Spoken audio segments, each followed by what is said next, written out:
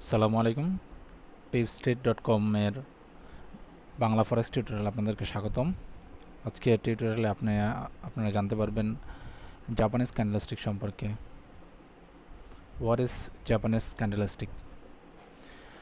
এই Japanese candlestick আর কিছুই না, সেটা হলো একটা নির্দিষ্ট সময়ে প্রাইসের যে ফ্লাকচুয়েশন, যে পরিবর্তন, সেটা রিপ্রেজেন্ট করে।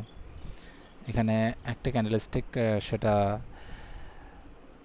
যে কোনো টাইম ফ্রেম হতে পারে, একদিন হতে পারে, 4 আওয়ার হতে পারে, আওয়ারলি হতে পারে, 30 মিনিট হতে পারে। তো এটা আসলে কি করে, যে আপনাদের চার্টিং যে সফটওয়্যারটা রয়েছে, আপনাদের মেটাডেটার 4 ইউজ করেন বা স্পেশাল যদি টার্চিং সফটওয়্যার ইউজ করেন, যেটা ইউজ করেন না কেন, তাহলে আপনি বিভিন্ন দেখতে পারবেন যে কয়েক ধরনের চার্টের প্যাটার্ন রয়েছে। একটা হলো বার চার্ট, একটা ক্যান্ডেলস্টিক চার্ট, আর এটা হলো লাইন চার্ট। ঠিক আছে। এখন সবার ম্যাক্সিমাম ট্রেডারদের কাছে সবচেয়ে জনপ্রিয় যে চার্ট প্যাটার্নটা রয়েছে, সেটা হলো লাইন প্যাটার্নটা রয়েছে, সেটা হলো ক্যান্ডেলস্টিক প্যাটার্ন। এটাকে জাপানিজ ক্যান্ডেলস্টিক প্যাটার্ন বলা হয়। তো এই প্যাটার্নে এখানে যে প্রাইসের যে ফ্লাকচুয়েশন, যে পরিবর্তন, সেটা একটা নির্দিষ্ট টাইম ফ্রেমে যে পরিবর্তন, সেটা অত্যন্ত সহজেই আর কি ভিজুয়ালাইজ করা যায়।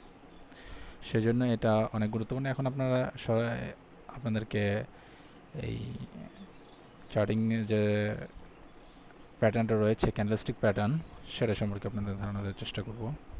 তো এখানে আপনি দেখতে পাচ্ছেন যে বিভিন্ন টাইম ফ্রেমে ক্যান্ডেলস্টিকটা, এখানে যেমন ধরেন এটা হলো 30 মিনিটের একটা চার্ট, ইউরো সিলভারের। তো এখানে ক্যান্ডেল একটা ক্যান্ডেল রিপ্রেজেন্ট করছে 30 মিনিটের ভিতরে কি প্রাইসের মুভমেন্ট হয়েছে। ঠিক আছে। ঠিক তা পরবর্তী ক্যান্ডেলটা মুভমেন্ট করছে, ঠিক পরবর্তী 30 মিনিটে সেটা কি মুভমেন্ট হয়েছে দেখেন।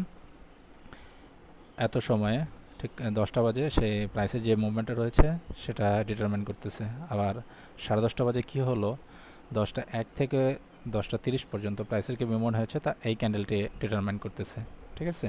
তো এখন আসা যাক যে ক্যান্ডেলস্টিক যে রয়েছে, সেটা সেটা আপনি কীভাবে কি বুঝতে পারবেন, এটার ভাষাটা কি। ঠিক আছে। তো দেখেন, ক্যান্ডেলে ক্যান্ডেলে আপনি দুই ধরনের ক্যান্ডেল দেখতে পারবেন অ্যাজ ইউজুয়ালি। একটা হলো হোয়াইট, সাদা, একটা হলো ব্ল্যাক। ঠিক আছে। হোয়াইটটা হলো বুলিশ, যেটা আপের দিকে যাচ্ছে, আর ব্ল্যাকটা হলো আপনার ডাউন। এটা হলো কোনটা, সেটা হলো যে এখানে যে আপনি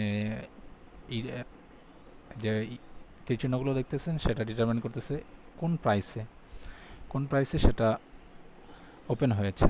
ঠিক আছে। এখানে যে এইটা হয়েছে, এই প্রাইসে ওপেন হয়েছে, ঠিক এই প্রাইসে ক্লোজ হয়েছে। ঠিক আছে। তো আসলে জিনিসটা হয়েছে কিভাবে, তো আপনার আরেকটা দেখলে আরও সুন্দরভাবে বুঝতে পারবেন। যে দেখুন, যে প্রাইসটা প্রথমে এই প্রাইসে ওপেন হয়েছে। ঠিক আছে। এই প্রাইসে ওপেন হলো, দেন আস্তে আস্তে এটা মনে করেন 30 মিনিট একটা চার্ট। ঠিক আছে। 30 মিনিট একটা চার্ট, আস্তে আস্তে প্রাইসটা লো পর্যায়ে গেল।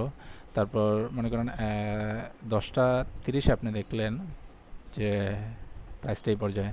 তো 31 মিনিট 32, 10টা 32, 35-এ সে প্রাইসটা লো, এই পর্যায়ে চলে গেল, লো প্রাইসে চলে গেল। মনে করেন এখানে 10 টাকা, 10 টাকায় মনে করেন প্রাইসটা ওপেন হয়েছে। ঠিক আছে। তো আস্তে আস্তে প্রাইসটা ডাউন হতে হতে সেটা 5 টাকায় চলে গেল। তারপর আস্তে আস্তে আবার বায়াররা এটাকে পুশ করা শুরু করলো। ঠিক আছে। বায়াররা খুব অ্যাগ্রেসিভ হয়ে গেল, সেই জন্য এটার প্রাইসটা আস্তে আস্তে আপ হয়ে গেল। 10 টাকা, 15 টাকা, 20 টাকা, 25 টাকা হয়ে এটা হাইয়ে গিয়ে প্রায় 30 টাকা পর্যন্ত হয়ে গেল। ঠিক আছে। তারপর আস্তে আস্তে ডাউন হয়ে সেটা 25 টাকায় ক্লোজ হয়ে গেল। তার মানে এখানে দেখা যাচ্ছে, ধরুন অ্যাজ ফর এক্সাম্পল, এখানে 10 টাকা ওপেন হয়েছে। এটা কি ডিটারমাইন করে যে এটা যদি একটা 30 মিনিটের একটা ক্যান্ডেলস্টিক হয়ে থাকে, ঠিক 10:30 বাজে প্রাইসটা এই পজিশনে ছিল 10 টাকায়। এখানে যখন অ্যাট লোয়েস্ট সেই 30 মিনিটের মুভমেন্টের মধ্যে আপনি জানতে পারবেন যে এটা লোয়েস্ট এসেছিল 5 টাকায়, এবং সে হাইস্ট উঠেছিল 30 টাকা, এবং 25 টাকায় সে ক্লোজ হয়ে গেছে। ঠিক আছে। এটাকে তার মানে কি বোঝাচ্ছে, আপনি যখন একটা প্রাইস যখন ওপেন হয়, তখন সেটার প্রাইস ছিল 10 টাকা, কিন্তু যখন ক্লোজ হয়েছে 30 মিনিট হয়েছে, তখন সেই প্রাইসটা ছিল 25, তার মানে এটা প্রাইস যে মার্কেটটা আপনি ইজিলি বুঝতে পারছেন যে এই ক্যান্ডেলস্টিক প্যাটার্নটা যখন দেখবেন যে ওপেনিং প্রাইসটা ক্লোজিং প্রাইসটা ওপেনিং প্রাইস চাইতে বড় বেশি, তাহলে ইজিলি বুঝতে পারবেন যে এটা একটা বুলিশ ক্যান্ডেলস্টিক।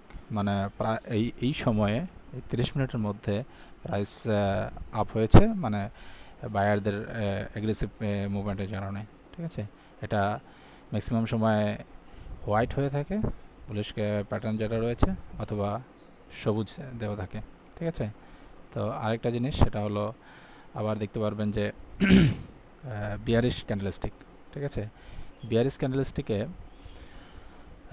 আপনি দেখতে পাবেন যে যে প্রাইসে ওপেন হয়েছিল, ধরুন যে ঠিক এটার একটা রিভার্স।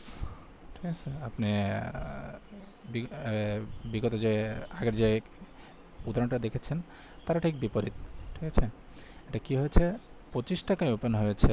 ঠিক আছে, তারপর এটা হাই উঠেছিল 30 টাকা পর্যন্ত, কিন্তু আস্তে আস্তে আবার সেটা ডাউন হয়ে গেছে, লোয়েস্ট হতে হতে 5 টাকায় চলে এসেছিলো, আবার সে 10 টাকায় এসে ক্লোজ হয়ে গেছে। তার মানে কি, একটা ধরুন যে একটা কারেন্সির দাম মনে করেন 20 টাকা, অ্যাজ ফর এক্সাম্পল, এটা এক্সাম্পল হিসেবে ধরে নেবেন, অ্যাকচুয়ালি বাস্তব আরও একটা ডিফার ব্যাপারটা। ঠিক আছে, এটা আপনি আস্তে আস্তে ট্রেড করলে জানতে পারবেন। তাহলে আমরা মনে হয় যে জাপানিজ ক্যান্ডেলস্টিক কি সেটা সবার কাছে ব্যাপারটা ক্লিয়ার হয়ে গেছে। তারপর আমি ইন শর্টলি বলছি, বুলিশ ক্যান্ডেলস্টিকের ওপেনিং প্রাইস অবশ্যই ক্লোজিং প্রাইসের যাতে কম হবে। ক্লোজিং প্রাইসটা মানে প্রাইসটা শুরু হবে যে প্রাইসে, ক্লোজ হবে তার চাইতে বেশি প্রাইসে, এবং বিয়ারিশ ক্যান্ডেলস্টিকটা সেটা ওপেন হবে যে প্রাইসে, ক্লোজ হবে তার চাইতে কম প্রাইসে। ঠিক আছে, এখানে দেখুন কিছু বুলিশ, যেমন ধরুন গিয়ে এখানে আপনি এই ক্যান্ডেলস্টিকটা দেখলেন, এটা একটা বুলিশ ক্যান্ডেলস্টিক। ঠিক আছে, তো এটা যে প্রাইসে ওপেন হয়েছিল তার চাইতে বেশি প্রাইসে ক্লোজ হয়েছে, তার মানে ডিটারমিন করা যায় যে এটা প্রাইসটা আরও বাড়বে, বাড়ার সম্ভাবনাই বেশি। কিন্তু পরের ক্যান্ডেলস্টিক আপনি তাই দেখতে পাচ্ছেন যেটা বেড়েছে। ঠিক আছে, ধরুন আবার গিয়ে বেয়ারিশ একটা ক্যান্ডেলস্টিক আপনি দেখতে পেলেন। ঠিক আছে, এটা এরপরে ওপেনিং হয়েছে এই প্রাইসে, কিন্তু ক্লোজ হয়েছে এই প্রাইসে, তার মানে একটা সেলারদের একটা অ্যাগ্রেসিভ মুভমেন্ট। সেজন্য আবার দেখতে পাবেন যে পরবর্তী ক্যান্ডেলস্টিকে পরবর্তী সময় সেই একই আপনার যে জিনিসটা দেখতে পাচ্ছেন যে এটাও বুলিশ, পরবর্তীতে আরও নিচে প্রাইসটা ডাউন হয়ে গেছে। এত সহজেই আপনি ভিজুয়ালাইজ করতে পারবেন যে প্রাইসটা আসলে কোন দিকে যাচ্ছে না যাচ্ছে। ঠিক আছে, সেই জন্যই জাপানিজ ক্যান্ডেলস্টিকটা অত্যন্ত জনপ্রিয়। ধন্যবাদ।